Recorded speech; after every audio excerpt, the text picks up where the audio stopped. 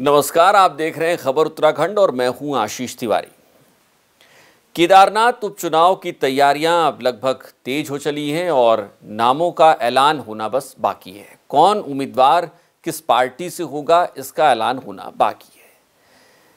Bharatiya Janata party के लिए जो उम्मीदवारों, संभावित उम्मीदवारों के नाम हैं, उनके 6 नामों का पैनल तैयार भी हो गया है। अब इनमें से किसी एक शख्स को उम्मीदवार के तौर पर घोषित करना है। लेकिन सवाल आज ये है कि क्या वाकई में इन 6 नामों की जरूरत बीजेपी को थी या है?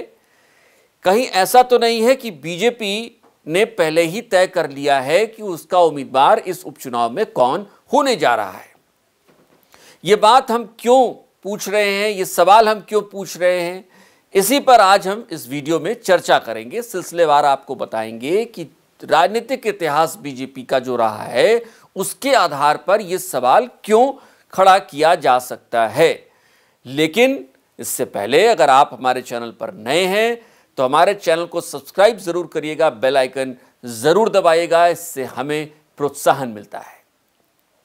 तो बात बीजेपी के उम्मीदवार की। दरअसल बीजेपी ने जो पर्यवेक्षक बनाए, उन्होंने 6 नामों का पैनल केदारनाथ विधानसभा उपचुनाव के लिए तैयार किया। यह संभावित उम्मीदवार है। इनमें जो नाम है उसमें खास तौर पर आप देखिए, कुलदीप रावत का नाम है, आशा नौटियाल का नाम है। आशा नौटियाल यहाँ से 2 बार विधायक रही हैं बीजेपी के टिकट पर और इस बार भी बड़ी दावेदार के तौर पर देखी जा रही है। कुलदीप रावत यहाँ से निर्दलीय चुनाव लड़ चुके हैं, कद्दावर नेता हैं, इस इलाके के जनाधार रखते हैं और अच्छा वोट बैंक भी रखते हैं। लिहाजा इनको भी इस बार बड़ा उम्मीदवार यहां से माना जा रहा है कि शायद संभावित उम्मीदवार के तौर पर इनकी जो दावेदारी है वो बहुत मजबूत है। इसके अलावा कुलदीप आजाद हैं, ये वो तमाम नाम हैं। लेकिन इन 6 नामों में एक नाम ऐसा है जो बड़ा दिलचस्प है और वहीं से सवाल खड़ा होता है। और न सिर्फ उस नाम से सवाल खड़ा होता है, बल्कि उस संभावित उम्मीदवार के दिए हुए बयानों से भी यह सवाल उठता है कि क्या वाकई में बीजेपी इस बार केदारनाथ उपचुनाव के लिए उम्मीदवार के चयन पर बहुत ज़्यादा एक्सरसाइज करने जा रही है, मशक्कत करने जा रही है, या कहीं ऐसा तो नहीं है कि पहले से ही कैंडिडेट सेलेक्ट हो चुका है, सिर्फ औपचारिक नाम का ऐलान करना बाकी है। अब आपको हम बताते हैं कि ये कौन सा नाम है। दरअसल ये नाम है ऐश्वर्या रावत का। हम ये सवाल ऐश्वर्या रावत के नाम के सहारे क्यों पूछ रहे हैं, इसको समझने की कोशिश करते हैं। दरअसल ये जो केदारनाथ विधानसभा की सीट है, ये सीट रिक्त हुई है शैला रानी रावत के निधन से। शैला रानी रावत बीजेपी की विधायक थी, बीजेपी के टिकट पर चुनाव लड़के इस बार आई थी और उनके निधन से ये सीट खाली हुई है। अब ऐश्वर्या रावत कौन है, यह समझने की कोशिश करिए। ऐश्वर्या रावत शैला रानी रावत की बेटी हैं। पिछले काफी वक्त से वो इस इलाके में सक्रिय हैं और यही वो पहलू है जिसके आधार पर हम ये सवाल उठा रहे हैं कि क्या शैला रानी रावत की बेटी ऐश्वर्या रावत को इस बार टिकट केदारनाथ विधानसभा के उपचुनाव में मिलने जा रहा है। अब इस सवाल के पीछे 2 वजह हैं। एक सबसे बड़ी बात ये हमने आपको बताई कि शैला रानी रावत की बेटी हैं ऐश्वर्या रावत, और इसके पीछे 2 और वजहों का जिक्र करते हैं, आपको उसके बारे में बताते हैं। इसके पीछे एक वजह यह है कि शैला रानी रावत की बेटी ऐश्वर्या रावत ने पिछले अपने कुछ सार्वजनिक बयानों में यह कहा है कि वो इस टिकट की स्वाभाविक दावेदार हैं, क्योंकि बीजेपी हमेशा से ऐसा करती आई है। बाई इलेक्शंस में वो परिजनों को ही टिकट देती रही है।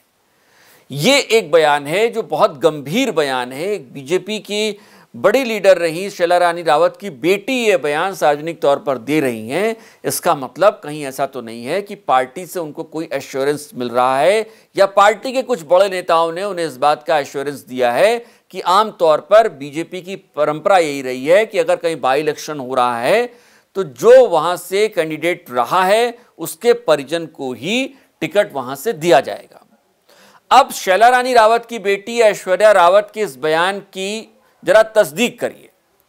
तस्दीक ऐसे कि पिछले, अगर हम सिर्फ उत्तराखंड की बात करें पिछले कुछ वक्त की, तो आप देखिए कि जैसा ऐश्वर्या रावत कह रही हैं वैसा यहां पर बीजेपी में देखा भी गया है। कैसे? प्रकाश पंत का निधन होता है। प्रकाश पंत की पत्नी चंद्रा पंत को टिकट दिया जाता है, वो जीत कर आती है। थराली में निधन होता है विधायक का, बीजेपी विधायक का मंगललाल शाह का। उनकी पत्नी मुन्नी देवी को वहां से टिकट दिया जाता है और वो जीत कर आती है। हरबंस कपूर जो देहरादून के विधायक रहे कैंट से, उनका निधन होता है। उसके बाद उनकी पत्नी सविता कपूर को वहां से टिकट दिया जाता है। इसके साथ ही धामी सरकार में कैबिनेट मंत्री रहे चंदन राम दास का निधन होता है। विधायक रहते हुए, मंत्री रहते हुए उसके बाद बीजेपी वहीं से उनकी पत्नी पार्वती दास को टिकट देती है, वो जीत कर आती है। ये कुछ उदाहरण हैं जो हम आपको बता रहे हैं तस्दीक करने के लिए कि ऐश्वर्या रावत जो कह रही है क्या वो वाकई में बीजेपी में ऐसी परंपरा रही है। तो वाकई में ऐसी परंपरा बीजेपी में रही है कि वो अगर कोई सिटिंग एमएलए है और वहां से उसका निधन होता है तो उसके बाद वो उसके परिजन को वहां से उम्मीदवार के तौर पर चुनती है। तो सवाल यह है कि अगर शैला रानी रावत की बेटी ऐश्वर्या रावत इस तरीके के बयान सार्वजनिक तौर पर दे रही हैं और बीजेपी, अगर हम उनके बयान की तस्दीक करें तो बीजेपी हमेशा से ऐसा करती भी देखी गई है, वहां पर ऐसी परंपरा रही है। तो क्या वाकई में, अब सवाल हम फिर वहीं लौटते हैं कि क्या वाकई में बीजेपी को इस बात की जरूरत है कि वो केदारनाथ बाई इलेक्शन के लिए जो कैंडिडेट है, जो उम्मीदवार घोषित होना है, उस पर इतनी मशक्कत करे?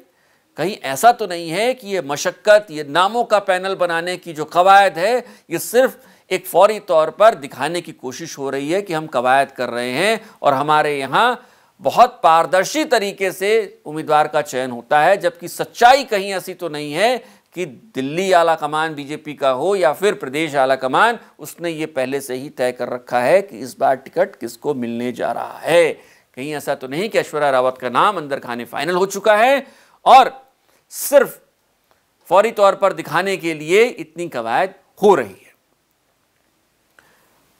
एक बार फिर से आज इतना ही, लेकिन अगर आप हमारे चैनल पर नए हैं तो चैनल को सब्सक्राइब करना, बेल आइकन दबाना ना भूलें। उत्तराखंड की सियासी गलियारों की ऐसी ही खबरों के लिए हमें सब्सक्राइब जरूर करें, बेल आइकन जरूर दबाएं। नमस्कार।